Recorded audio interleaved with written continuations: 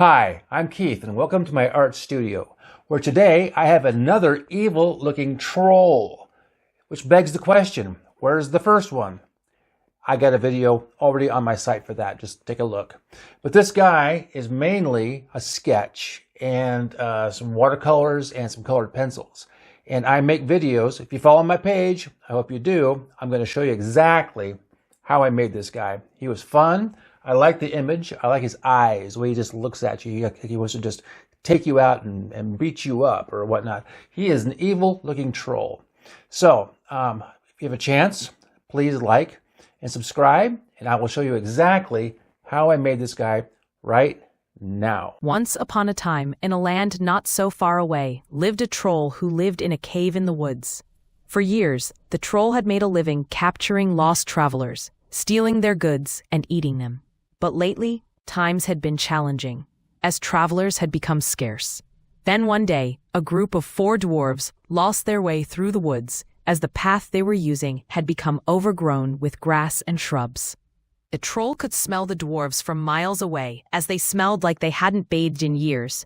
But that was no never mind for the troll, as he fancied himself a great chef that could prepare any meal, and he was very hungry. "Excuse me," the troll said to the group of dwarves who were now wandering along a creek in search of their way out of the woods. The dwarf with the long beard replied, "Who is calling us?" as the other dwarves spotted the troll. "It is I, the caretaker of this land. My name is Fedrog, and I am a troll. I see you are lost. Am I correct?" Fedrog asked, knowing the answer well. "No, we found the creek and will be on our way home," Longbeard replied. "That creek does not lead to where you think it does. It leads to the land of the goblins, and they will not like you trespassing on their land." "How do you know this?" Longbeard asked.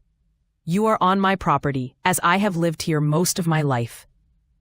And I am aware of everything that goes on. Nothing gets past me. I knew of you the second you left your path." "I see," Longbeard replied. "If not by the creek, how should we proceed to get out of this forest?" Fedrog pulled a ledger from his pants, produced a pencil from behind his ear, and turned to the middle page of the document. "If you're asking for assistance, I do charge, you know. Information has value and a price, and you will pay." Frustrated, Longbeard asked, "How much?" "One of your band, that is my fee," Fedrog replied, awaiting an answer. "What do you mean, one of my band?" Longbeard asked in a slow, deliberate tone. "There are 4 of you, and I charge 25%. Does that not make sense to you?" "Are you saying one of us has to stay with you?" Longbeard asked. "That is correct. One of you must stay. The alternative is that you all die in an attempt to find your way home.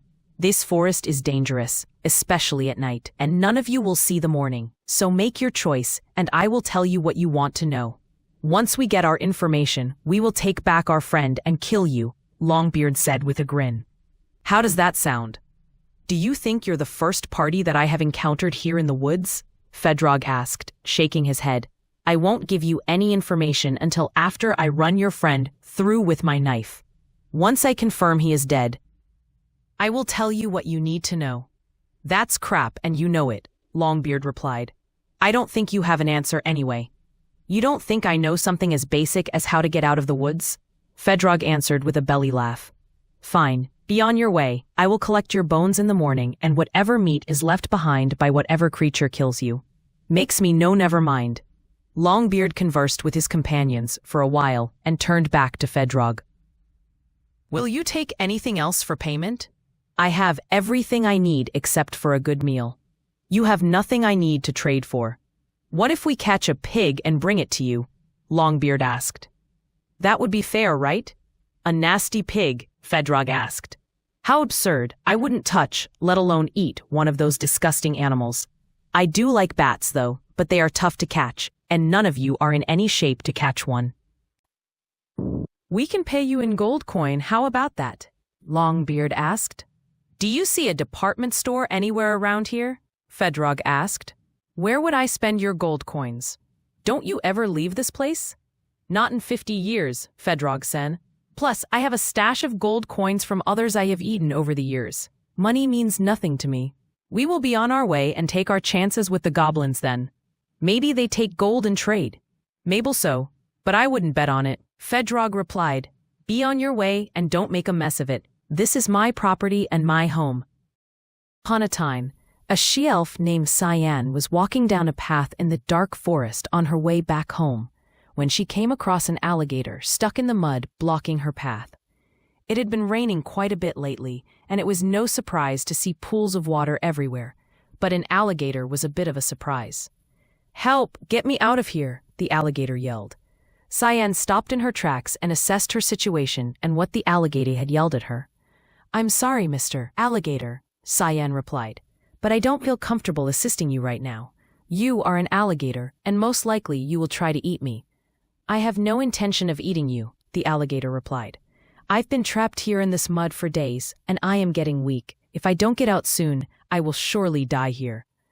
Cyan pondered for a moment, thinking about what to do. "Maybe once I get back to town, I can send out a rescue party." "How far away is town?" the alligator asked. "Less than a week, I would guess," Cyan replied. "Less than a week?" the alligator shouted in disapproval. "I won't last more than a day. What assurance would I have that you wouldn't harm—" Hi, I'm Keith and welcome to my art studio, where today on the palette I have this guy right here. He's either a goblin or a troll. I don't know which one it is. This is the second time I've done this picture. The first time came out way too dark, so I wanted to redo him. And this time he came out pretty good. I like the watercolor look of it. It looks really kind of cool. It's basically a pencil drawing with watercolors and some white highlights. I love the image. I love the way it came out. It's very sketchy looking, and not sketchy as in bad, but sketchy as it looks like a sketch. So I'm going to have a video coming up right next that shows you how I actually made this guy if you want to learn something. Or if you just want to be entertained, I'll take any kind of an audience member I can get.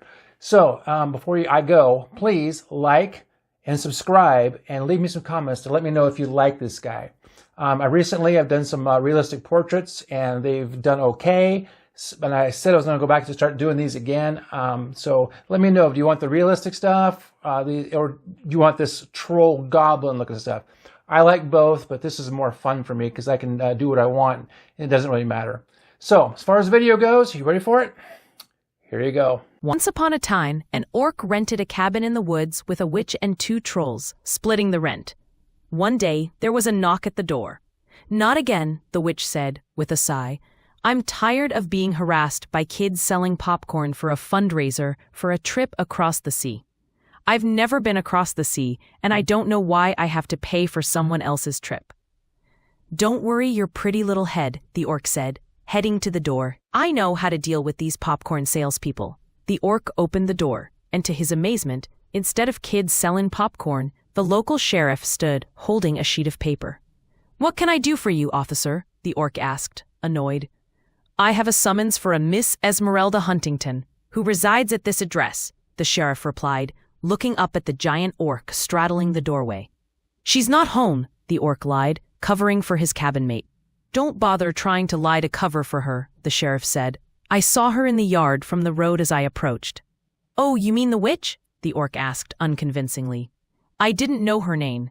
"Hey, Esmeralda, the cops are here for you," the orc yelled. "Tell them to leave, I'm not coming out," the witch yelled from the kitchen. "If she doesn't come out, we will go inside and serve her," the sheriff said, with his arms folded.